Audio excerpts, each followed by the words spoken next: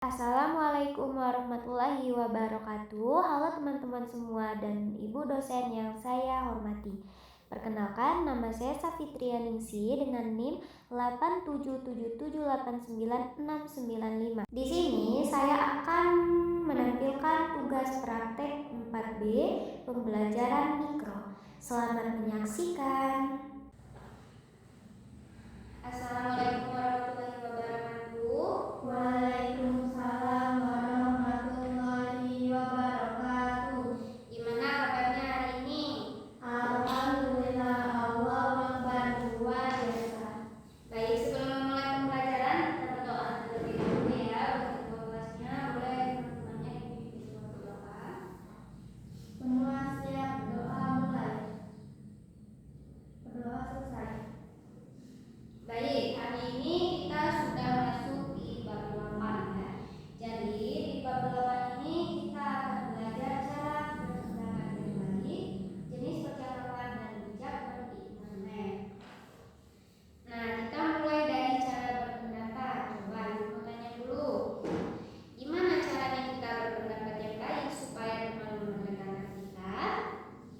Saya Bu. Ya boleh, ke apa jawabannya? Menunggu giliran. Ya betul. Jadi ketika kita ingin menyampaikan pendapat itu harus menunggu giliran bicara terlebih dahulu. Nah, di sini sudah ibu siapkan. Di sini terdapat 5 cara biar pendapatmu diterima oleh teman. Yang pertama itu tunggu sampai giliranmu bicara, sama seperti jawaban Ike yang disampaikan barusan. Yang kedua itu pakai bahasa yang santun, jangan menggunakan bahasa yang kasar. Yang ketiga, jangan memaksa teman harus setuju sama yang kamu mau. Jadi harus membebaskan setuju atau tidaknya. Yang keempat, tetap bicara pada topik, jadi jangan melenceng ke topik yang lain. Yang kelima, menggunakan nada bicara yang enak didengar. Jadi harus menggunakan nada bicara yang sopan dan lembut. Nah, selanjutnya kita akan belajar membedakan jenis percakapan. Jadi jenis percakapan itu terbagi menjadi 2. Yang pertama itu langsung dan yang kedua itu tidak langsung. Coba ada yang tahu nggak? Ada yang bisa bedakan nggak secara langsung dan tidak langsung? Saya bisa Bu. Ya, Dewa boleh jawabannya. Kalau langsung tatap muka Bu, kalau tidak lewat media. Ya, betul sekali. Jadi secara langsung itu secara tatap muka. Contohnya saat kalian bersama teman, saat bermain bersama teman. Kalau tidak langsung itu menggunakan perantara atau media. Contohnya video call, telepon. Nah, dalam berinternet itu ada sisi negatif dan positifnya. Coba kalian lihat di sini. Di sini terdapat sisi positif atau manfaat yang penting. Yang pertama itu sangat berguna untuk mencari materi pelajaran sekolah. Yang kedua, memudahkan mengobrol dengan saudara yang tinggal jauh. Contohnya dengan cara video call. Tapi kita harus tetap hati-hati dalam menggunakan internet. Karena kenapa? Karena internet itu ada sisi negatifnya, yaitu misalnya bisa membuat kita lupa waktu, contohnya saat bermain game. Jadi kunci utama yang harus kita gunakan dalam berinternet itu harus menggunakannya dengan sangat bijak dan pastikan untuk selalu meminta izin orang tua terlebih dahulu. Nah, selanjutnya kita cari inti atau ide pokok. Ada yang tahu nggak apa itu ide pokok? Saya Bu. Ya, boleh itu. Ide pokok adalah balasan utama yang sering ditemui di awal atau di akhir kalimat. Ya, betul. Jadi ide pokok adalah inti atau pesan utama dari sebuah paragraf dalam cerita. Coba lihat di sini.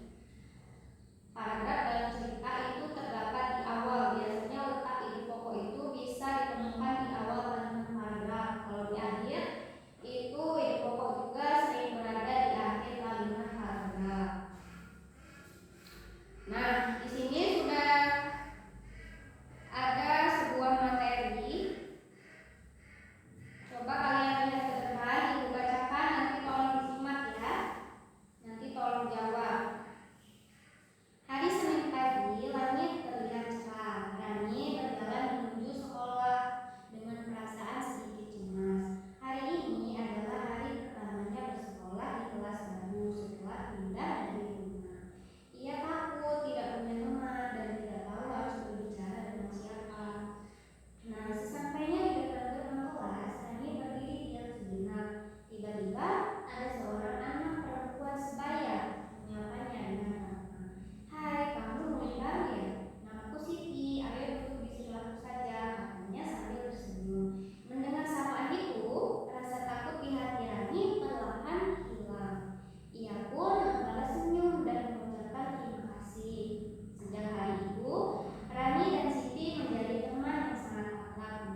selalu pergi ke sekolah bersama, belajar bersama, dan bermain bersama saat jam istirahat.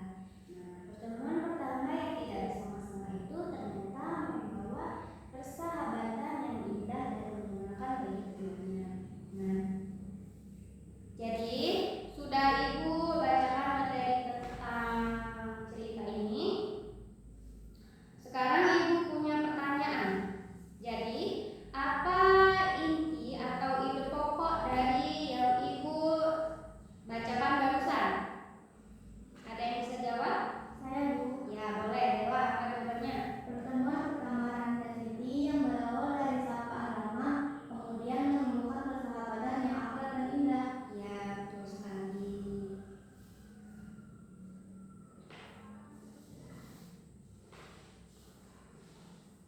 Mungkin pertemuan kita cukup sampai sini saja ya, karena waktunya sudah mau habis.